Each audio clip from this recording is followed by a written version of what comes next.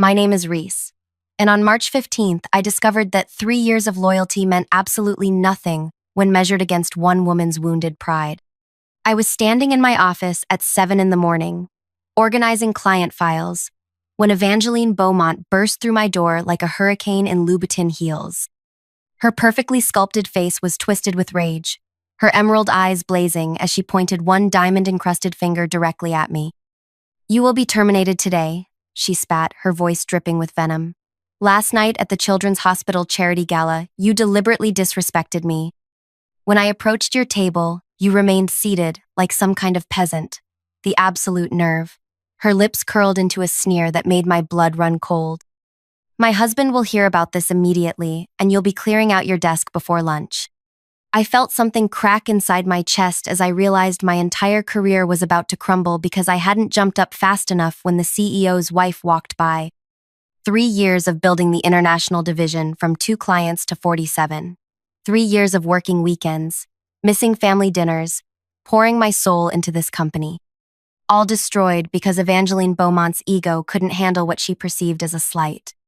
Before I continue with what happened next, could you please take a few seconds to tell me in the comments if you've ever had someone try to destroy your career over something completely ridiculous? Because what I'm about to share with you involves the most satisfying revenge I've ever witnessed, and you need to hear every single detail. Also, please like this story, subscribe, and click the bell icon because stories like this need to be heard. Let me take you back to how this all started. 8 months earlier, I'd been browsing freelance tutoring websites, looking for extra income to help pay off my student loans. My degree in international business came with a specialty in Mandarin Chinese, thanks to 2 years I'd spent studying in Beijing during college. I was fluent, but more importantly, I understood the cultural nuances that most Western learners missed completely. That's when I found the posting on Elite Academic Services, an exclusive tutoring platform for wealthy clients. Someone needed intensive Mandarin lessons, twice weekly, at their residence. The pay was extraordinary, $300 per session. No name was listed, just an address in the most expensive part of the city and very specific requirements: complete discretion, professional appearance, and absolute confidentiality. I applied using my maiden name, Reese Morgan, instead of my married name that appeared on all my work documents.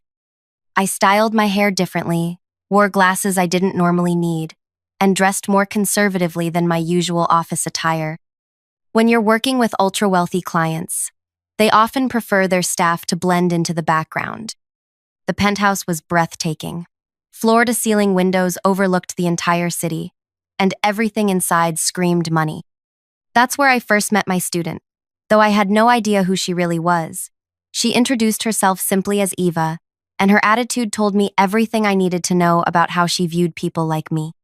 "You're here to teach me Mandarin," she announced without even a hello. "I need to be conversational within 6 months. Not just basic phrases, I need to conduct business meetings, negotiate contracts, and sound sophisticated. Can you do that? Or should I find someone else?" I nodded politely. "Absolutely. What's your current level?" She waved her hand dismissively. "I know some words. Let's just start." Within 10 minutes, I realized Eva knew almost nothing. She mispronounced basic greetings, mixed up tones completely, and became visibly frustrated when I corrected her. But she was determined, I'll give her that. Every session, she pushed herself harder, though she treated me like I was nothing more than a highly paid servant. "Bring me coffee next time," she'd command at the end of lessons, "and make sure you use the service entrance from now on. The doorman shouldn't see tutors coming through the main lobby." I needed the money, so I smiled and nodded. $600 a week was worth swallowing my pride. As months passed, I learned more about Eva's motivation. She was working on what she called the deal of a lifetime, a joint venture with Chinese investors worth $50 million. She'd convinced everyone in her social circle that she was fluent in Mandarin, that she'd studied it extensively, and that she was the perfect person to handle international negotiations. "My husband thinks I'm naturally gifted with languages," she bragged during one session. "Everyone at the country club is so impressed when I drop Mandarin phrases into conversation. They have no idea how business really works." The irony was painful. Eva could barely string together a coherent sentence in Mandarin, even after months of intensive lessons. Every word had to be written phonetically for her to pronounce correctly. Her grammar was elementary at best, but she was living in a fantasy where she was this sophisticated international businesswoman. Meanwhile, at my day job, I was actually doing the work she pretended to do. I'd built our company's Asian market division from nothing. I spoke with Chinese clients daily, handled complex negotiations, and had personally closed deals worth millions. But Eva, who I still didn't know was Evangeline Beaumont, was playing pretend with her husband's money. The breakthrough came 6 weeks before that terrible morning in my office. Eva was practicing her presentation for the Chinese investors, and it was a disaster. She couldn't remember basic business terms, kept confusing yes and no, and was essentially speaking gibberish with a confident tone. "This isn't working," I told her gently. "You need more practice with fundamental concepts before attempting complex negotiations." Her face turned bright red. "Are you saying I'm stupid?" "Not at all. Mandarin is incredibly difficult. Most people need years to reach business-level fluency. I don't have years." She exploded. "This presentation is everything to me. It's my chance to prove I belong in the business world, not just as some trophy wife. You have to make this work." That was the first time I saw real vulnerability in her. Beneath all the arrogance and entitlement was someone desperate to be taken seriously. I actually felt sorry for her. "We'll work extra sessions," I promised. "I'll create phonetic scripts for your entire presentation. You can memorize it word for word." Her relief was obvious. "You can't tell anyone about this. If people knew I was getting help." "Of course not. Client confidentiality is sacred to me." Over the next month and a half, I basically rewrote her entire presentation in phonetic Mandarin.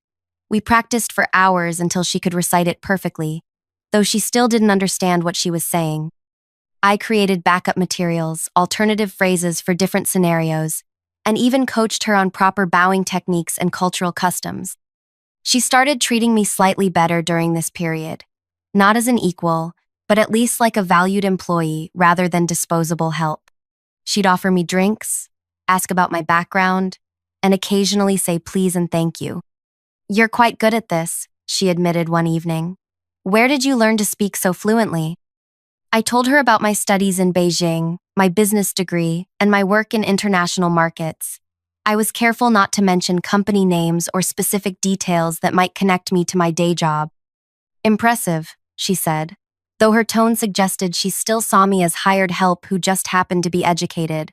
"You should consider working for a real company instead of just tutoring." If she only knew.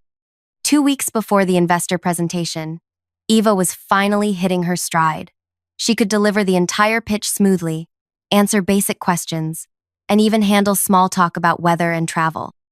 She was nowhere near fluent, but she could fake it well enough for a formal business meeting. "I'm going to be magnificent," she declared after our final practice session. "Those investors won't know what hit them. This deal will change everything." I smiled and packed up my materials. "You've worked incredibly hard. I'm sure it will go well." That's when she made the comment that would haunt me later. "You know, I'm attending a charity gala this weekend. It's for the Children's Hospital, and all the important business people in the city will be there. I'll finally be able to show off my language skills to everyone." My heart sank. The company I worked for was a major sponsor of that same gala. I'd be there representing our international division, sitting at our corporate table. There was a good chance I'd see Eva, though she still had no idea who I really was. I considered canceling, or at least warning her somehow, but I couldn't figure out how to do it without revealing my identity. Besides, what were the odds we'd actually interact? It was a huge event with hundreds of attendees. The gala was beautiful. Our company had purchased an entire table near the front, and I was seated with our senior management team and their spouses. I'd chosen an elegant black dress, styled my hair in an updo, and worn contact lenses instead of my usual glasses. I looked completely different from the conservative tutor Eva knew. Halfway through dinner, I spotted her across the room. She was radiant in a stunning silver gown, holding court at what was obviously the most prestigious table in the venue. She was animated, gesturing expressively as she spoke to the people around her. Even from a distance, I could tell she was having the time of her life. Then I saw him, the man sitting beside her, nodding and smiling as she talked. My blood turned to ice as recognition hit me like a freight train. Ava was Evangeline Beaumont, the wife of my CEO. The woman I'd been tutoring for 8 months was married to my boss. I spent the rest of the evening in a daze, barely touching my food, praying she wouldn't notice me. When dessert was served, I excused myself to use the restroom, hoping to avoid any chance encounters. But fate had other plans. As I was returning to my table, Evangeline was walking directly toward me. She was heading to greet someone at a nearby table, and our paths would intersect in seconds. I quickly sat down and focused intensely on my plate, hoping she'd pass by without paying attention to me. That's when everything went wrong. "Reese?" a voice called out. "Reese Patterson?" One of my colleagues was trying to get my attention from across the table. I looked up automatically, responding to my name, just as Evangeline walked past. Our eyes met for exactly 2 seconds. I saw confusion flicker across her face, like she almost recognized me but couldn't quite place where from. Then, the moment passed, and she continued walking. I thought I was safe. I thought those 2 seconds of near recognition wouldn't matter. I was so incredibly wrong. The next morning, she stormed into my office with murder in her eyes, and I finally understood what had happened. Evangeline had spent the entire night trying to figure out where she knew me from. When she couldn't place my face, she'd convinced herself that I'd deliberately snubbed her by not standing when she passed my table. In her mind, some random employee had disrespected the CEO's wife at a charity gala, and that simply could not be tolerated. "Pack your things," my boss said after Evangeline finished her tirade and stormed out. His face was grim, and I could see the conflict in his eyes. "I'm sorry, Reese. I really am. But I can't have this kind of drama at home." I stared at him in disbelief. "You're firing me because I didn't stand up fast enough when your wife walked by? She says you deliberately ignored her, that you made her look foolish in front of important people. That's insane. I was eating dinner and didn't even realize she was there." He sighed heavily. "It doesn't matter. She's made up her mind, and arguing with her will only make things worse for both of us. I'll give you excellent references, and I'll make sure you get a generous severance package." I felt my entire world collapsing. 3 years of perfect performance reviews, countless successful deals, relationships with clients who trusted me completely. All of it meant nothing because Evangeline Beaumont's pride had been wounded. That's when inspiration struck. "Before I go," I said calmly, "there's something you should know about your wife's big presentation with the Chinese investors." I walked to my computer and opened my email account. With a few quick clicks, I sent him a message with video attachments from every single tutoring session I'd recorded for my own reference. "Check your email," I said quietly. His face went pale as he opened the first video. There was Evangeline, stumbling through basic Mandarin phrases, asking me to repeat everything phonetically, admitting she couldn't understand what she was saying. "She's been lying to you," I continued. "For 8 months, I've been her private tutor. She can't speak Mandarin beyond memorized scripts. Everything she's told you about her language abilities is completely false." I removed my glasses and let my hair down, transforming back into the person Evangeline knew as her tutor.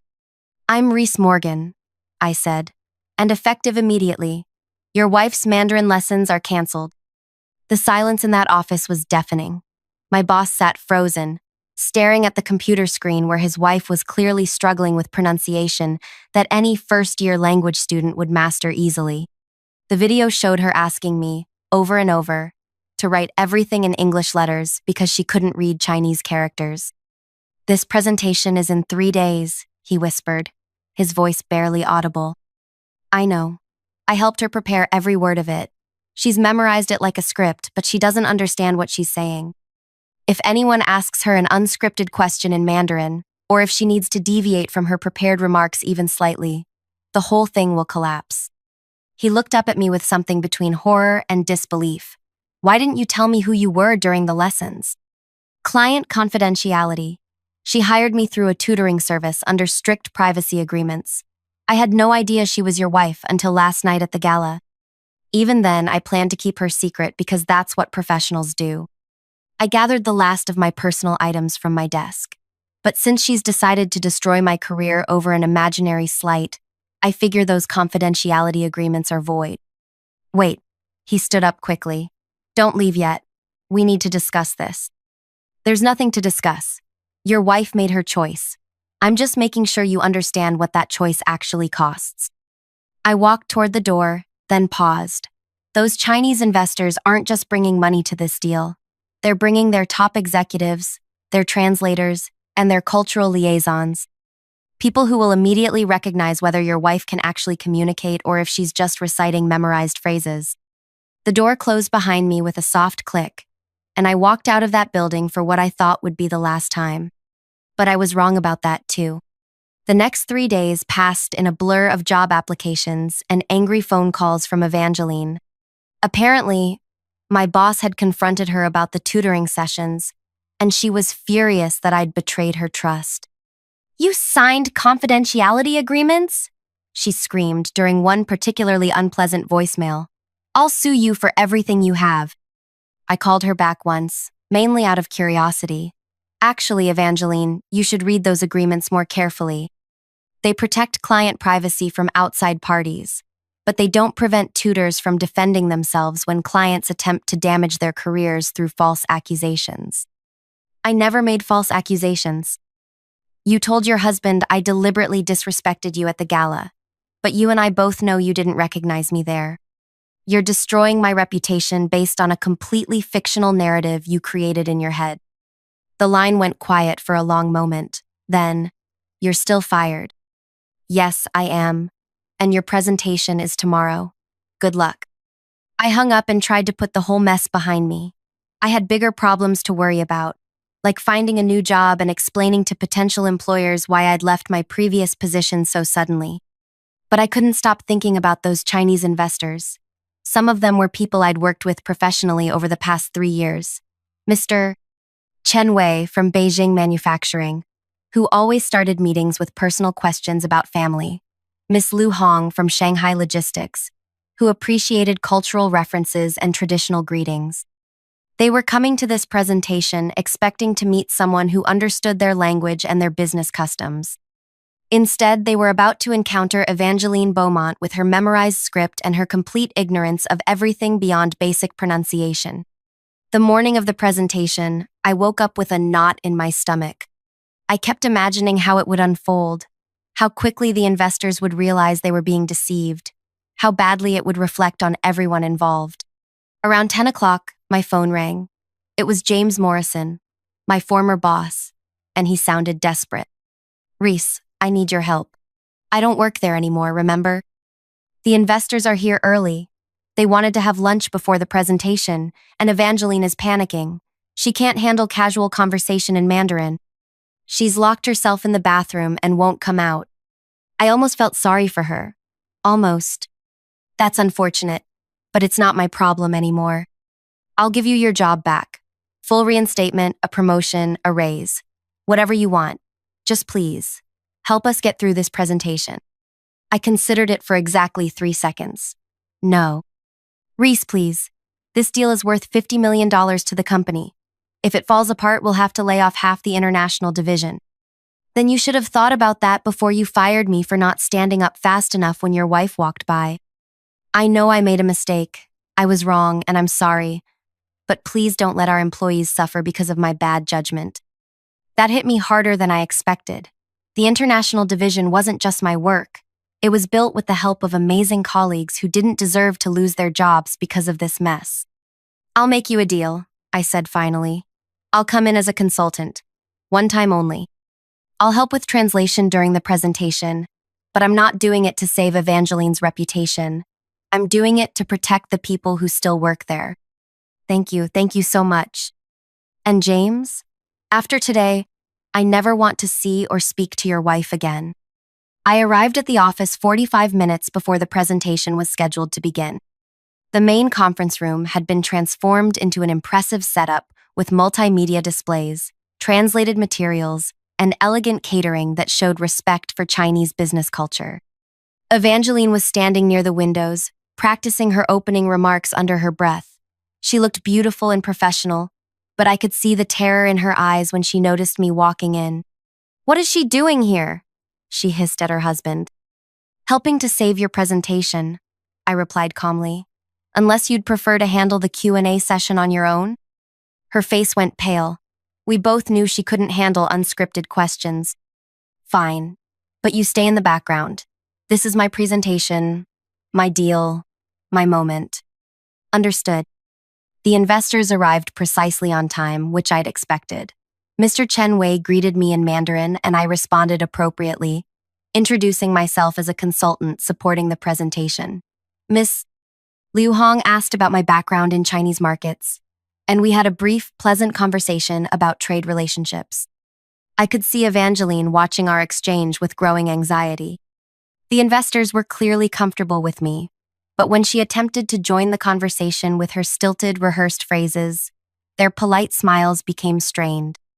"Perhaps we should begin the formal presentation," Mr. Chen suggested in English, clearly sensing the awkwardness. Evangeline took her position at the front of the room and launched into her prepared remarks. I had to admit, months of practice had paid off. Her pronunciation was decent, and she delivered the memorized content with confidence. The investors listened politely, taking notes and occasionally nodding. Everything was going according to plan. Then Ms. Liu Hong raised her hand. "Excuse me," she said in Mandarin. "Could you clarify the logistics timeline for the Shanghai distribution center?" Evangeline's face went blank. The question wasn't part of her script. "I'm sorry," she said in English. "Could you repeat that?" Ms. Liu Hong repeated the question, this time speaking more slowly and clearly. Evangeline looked at me desperately. I could have helped her. I could have translated the question and coached her through an answer. Instead, I remained silent. I think, Evangeline stammered, attempting to respond in broken Mandarin that made no grammatical sense. Mr. Chen Wei frowned and exchanged glances with his colleagues. They were beginning to understand that something was very wrong. "Perhaps," Mr. Chen said diplomatically, "we could continue the discussion in English?" But the damage was already done. The investors had come here expecting to work with someone who could communicate effectively in their language. They'd been promised a partner who understood Chinese business culture and could facilitate smooth international cooperation. Instead, they'd discovered that their primary contact had essentially been lying about her qualifications. Ms. Liu Hong asked another question, this time in English, about regulatory compliance in Shanghai. It was a basic question that anyone involved in Chinese business should be able to answer easily. Evangeline clearly had no idea what to say. She looked at her husband, then at me, then back at the investors. "Perhaps my consultant could address that," she said weakly. I stepped forward and answered the question thoroughly, explaining the regulatory framework, recent changes in compliance requirements, and best practices for foreign companies operating in Shanghai. The investors nodded appreciatively and began directing their follow-up questions to me instead of Evangeline. For the next 20 minutes, I essentially took over the presentation. I answered detailed questions about logistics, cultural considerations, legal requirements, and market analysis. The investors were engaged and interested, clearly impressed with the depth of knowledge I was providing. Evangeline stood to the side, completely sidelined at her own presentation. Finally, Mr. Chen Wei addressed the elephant in the room. "I'm confused about the structure of this partnership," he said carefully. "We were told that Mrs. Beaumont would be our primary liaison, but it seems clear that He looked at me questioningly. "Patterson," I supplied. "Miss Patterson has the expertise we need for this collaboration. Could you clarify who would actually be managing this relationship?" The room fell silent. Evangeline's husband looked like he wanted to disappear. Evangeline herself was staring at the floor, her face bright red with humiliation. "I think," I said gently, "there may have been some miscommunication about roles and responsibilities. Perhaps it would be best to reschedule this discussion after the organizational structure can be clarified." Mr. Chen Wei nodded gravely. "I think that would be wise." The investors gathered their materials and prepared to leave. Miss Liu Hong approached me privately. We were very impressed with your knowledge and professionalism, she said quietly. If you were to represent this company in future negotiations, we would be very interested in proceeding. However, we cannot work with someone who has misrepresented their qualifications so significantly. After the investors left, the conference room felt like a tomb. Evangeline was sitting in a chair, staring at her hands. Her husband was pacing near the windows. And I was gathering my notes, preparing to leave for good. $50 million, James said quietly. Gone. It was never really there, I replied. You can't build international partnerships on lies and pretense. Those investors are too smart and too experienced to be fooled for long. Evangeline finally looked up. This is all your fault. I turned to face her directly. No, Evangeline. This is the consequence of your choices. You chose to lie about your qualifications. You chose to destroy my career over a perceived slight that existed only in your imagination. You chose to prioritize your ego over the success of this deal. I worked so hard on this presentation. You memorized words you didn't understand for a deal you weren't qualified to handle. That's not work, that's performance art. I walked toward the door, then paused. For what it's worth, I actually felt sorry for you during those tutoring sessions. You seemed so desperate to prove yourself, to be taken seriously. But respect isn't something you can fake or demand. It's something you earn through competence, integrity, and treating other people with basic human dignity. You're still fired, she said weakly. I laughed. Evangeline, after today, I wouldn't work for this company again if you begged me. But I was wrong about that too. 2 weeks later, James Morrison called me with an interesting proposition. The board of directors had been less than pleased when they learned about the failed investor presentation and the circumstances surrounding my termination. Apparently, several board members had worked with me professionally over the years and were furious that I'd been fired over such trivial reasons. We'd like to offer you the position of Vice President of International Business Development, James said. It comes with a substantial salary increase, your own budget, and complete autonomy over the international division. What about Evangeline? She's no longer involved in business operations. The board made that very clear. I considered the offer carefully. I'll take it, but with conditions. First, I want a written guarantee that family members of executives cannot interfere with personnel decisions. Second, I want the authority to rebuild the international division my way, without interference from anyone. Done. And third, I want a formal apology from the company for my wrongful termination to be included in my personnel file. Absolutely. 6 months later, I'd rebuilt the Chinese investor relationship and successfully closed the deal Evangeline had destroyed. The Shanghai partnership was worth $68 million more than the original proposal and led to additional opportunities throughout Asia. Evangeline, meanwhile, had become something of a pariah in her social circle. Word had spread quickly about her failed presentation and fabricated language skills. The same people who had once been impressed by her Mandarin phrases now whispered about her dishonesty and poor judgment. I heard through office gossip that she'd tried to blame me for sabotaging her presentation, but too many people had witnessed what actually happened. The investors themselves had made it clear that the problem wasn't sabotage. It was incompetence masked as expertise. The final piece of poetic justice came 8 months after that disastrous presentation.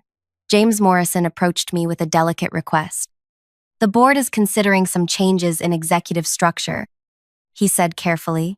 They're impressed with your work rebuilding the international division, and they're wondering if you'd be interested in taking on additional responsibilities. Such as? They're thinking about creating a new position, Senior Vice President of Global Operations. It would involve overseeing all international business, including partnerships, acquisitions, and strategic planning. I smiled. That sounds like the kind of role that would require reporting directly to the board of directors. It would. And presumably, it would involve significant decision-making authority over the direction of the company's international strategy. That's correct. I pretended to consider the offer. I accept. 3 months later, I was officially promoted to Senior Vice President of Global Operations, making me one of the most senior executives in the company. My office was 2 floors above James Morrison's, and my authority extended across every international deal the company pursued. Evangeline never spoke to me again after that presentation, which was exactly what I'd hoped for. But I heard she'd started taking Spanish lessons from a different tutoring service, probably planning some new scheme to establish herself as an international business expert. I hoped her new tutor was more patient than I'd been. The irony of the whole situation wasn't lost on me. Evangeline had tried to destroy my career because she felt I hadn't shown her proper respect. But her vindictive behavior had ultimately led to the exposure of her lies, the failure of her business ambitions, and my promotion to a position with more authority than she'd ever dreamed of having. Sometimes the universe has a sense of humor about these things. Looking back, I realized that those 8 months of tutoring sessions had taught me something valuable about people like Evangeline. They're so focused on appearing important that they forget to actually become competent. They mistake performance for substance, arrogance for confidence, and entitlement for leadership. But the business world has a way of exposing pretense eventually. You can only fake expertise for so long before reality catches up with you. And when it does, you better hope the people you've stepped on aren't in a position to step back. Now I want to hear from you. Have you ever watched someone's lies catch up with them in the most spectacular way possible? Have you ever been in a situation where standing up for yourself led to consequences you never expected? Drop a comment below and tell me your story, because I have a feeling I'm not the only one who's learned that sometimes the best revenge is simply letting people face the natural consequences of their own actions. And if you enjoyed this story, please hit that like button and subscribe for more tales of workplace drama, unexpected twists, and the satisfaction that comes from watching karma work its magic. Because trust me, this wasn't the last time I encountered someone who thought they could destroy other people's lives without facing any consequences themselves.